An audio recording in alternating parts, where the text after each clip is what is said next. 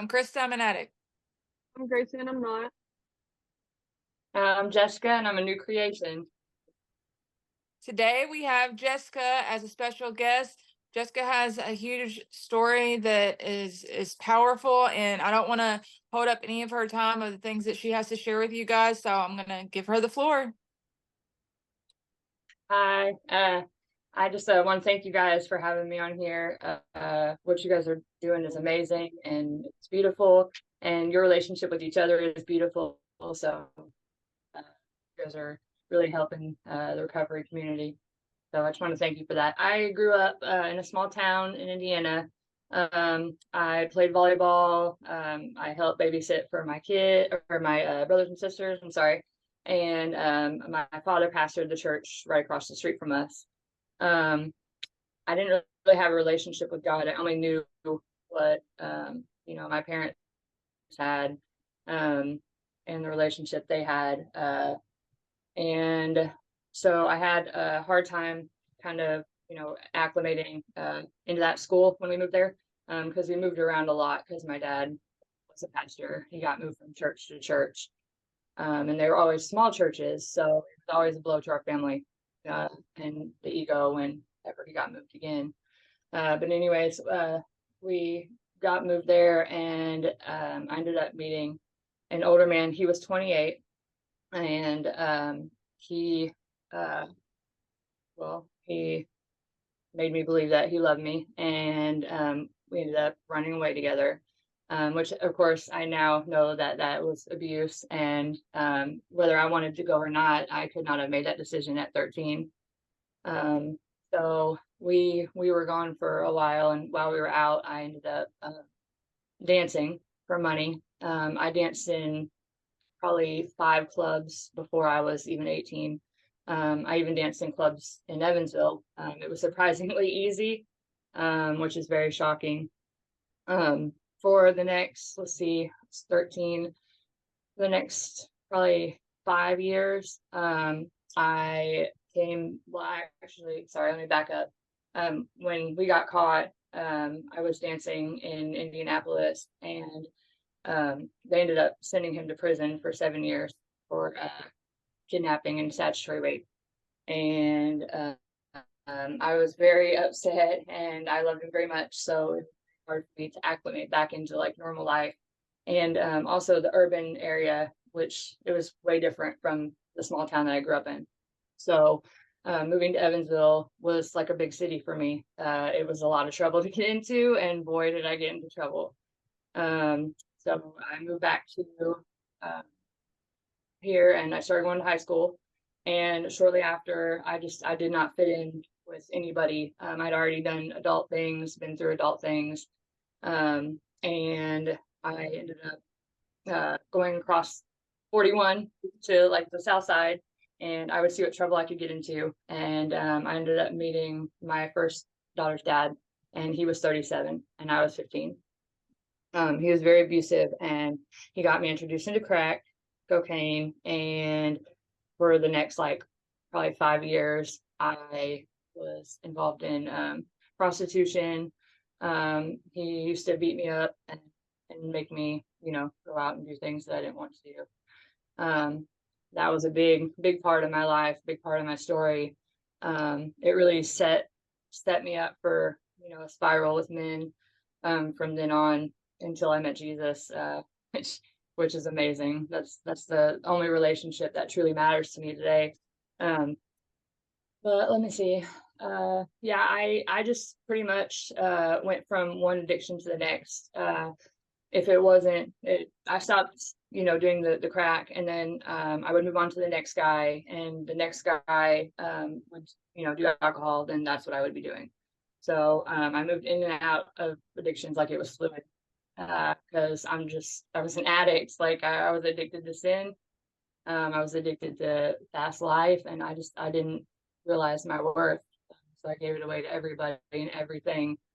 Let's see. In 2013, I should say this. When I was 17, I had my first daughter by the guy that was basically my pimp.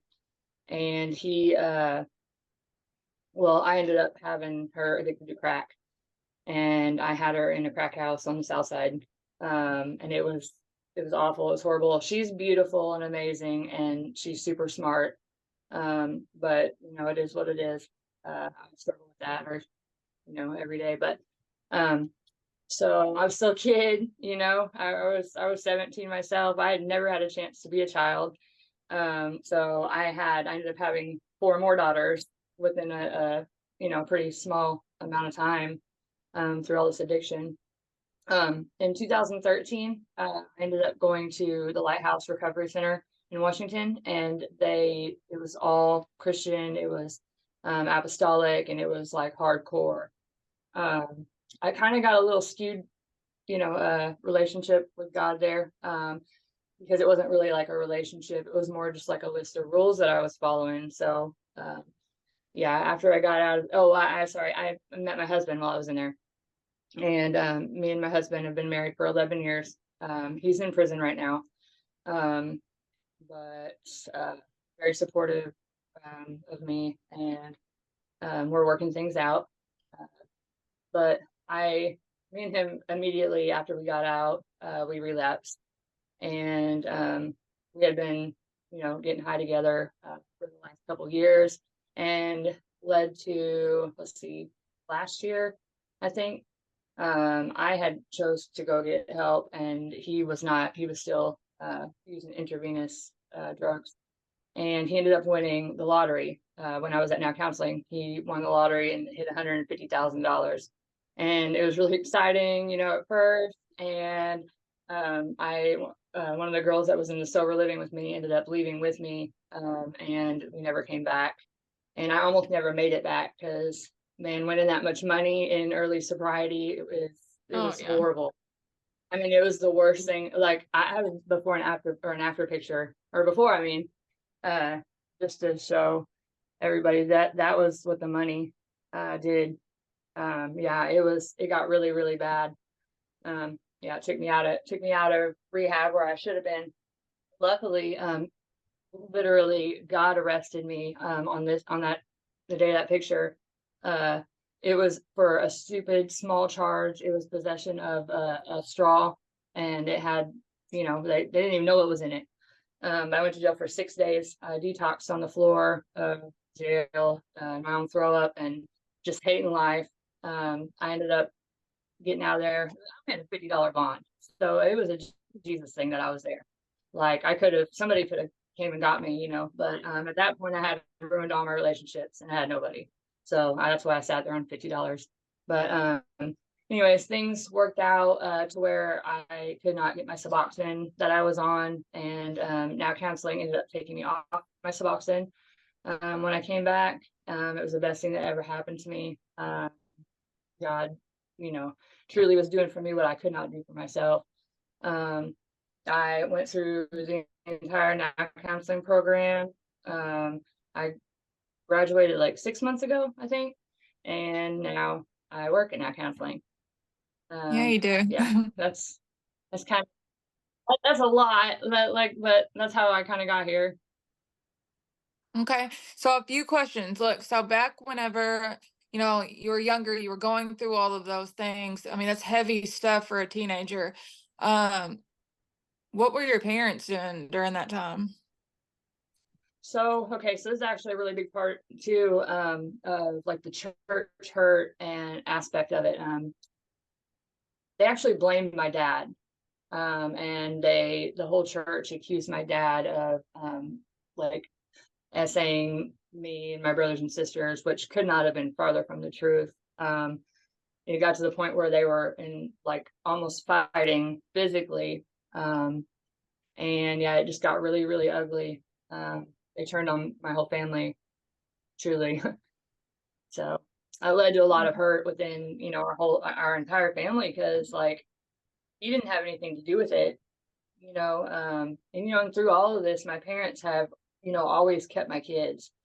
But luckily, like today, I still have a good relationship with all of them. But it was just really, really hard for my parents all the way around.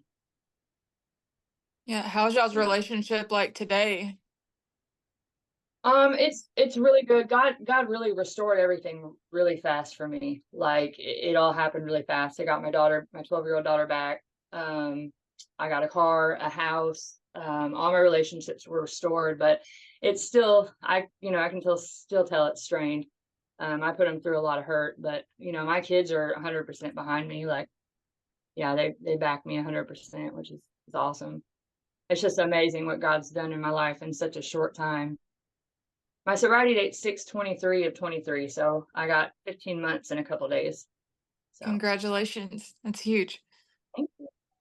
So like all of those things um that that you experienced as a teenager, like with your girls are, I mean, you showed me a picture of them before, like your girls are of that age. Do they ever ask questions about that stuff? Like how do you handle that?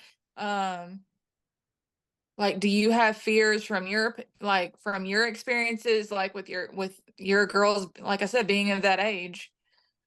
Yeah, so I'm like, I've never held anything back from them. Like I pretty much was open. Like what they seen a lot. Like my kids seen a lot. And they went through their own, like wild phase, but they also did it really, really early. And so now all of them are, doing very well. I mean, they're doing amazing. Um, yeah, like I couldn't be prouder. Like they went the opposite direction of me. So that was pretty good.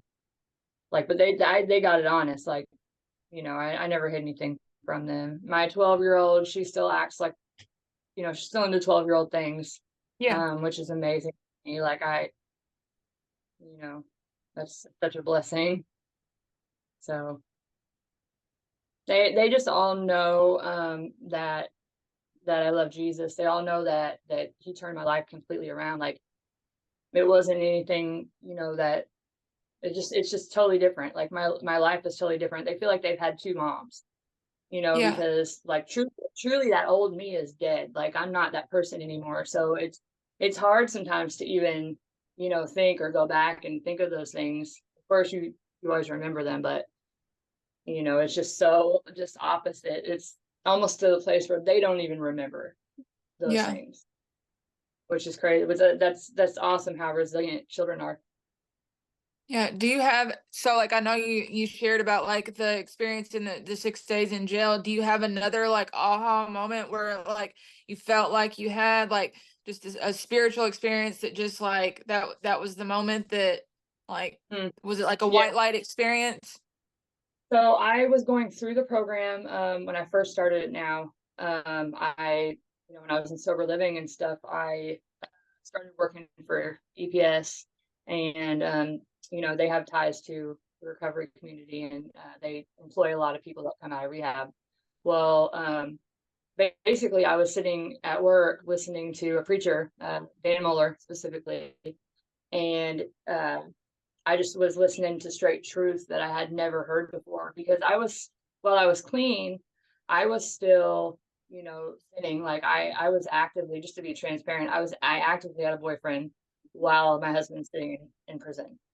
So I was still engaging in addict type behavior. Like, I was still doing things that I shouldn't have been doing, and I knew it. But when I just realized like that God had a purpose for me and a plan for me, and my life was not mine anymore, but His.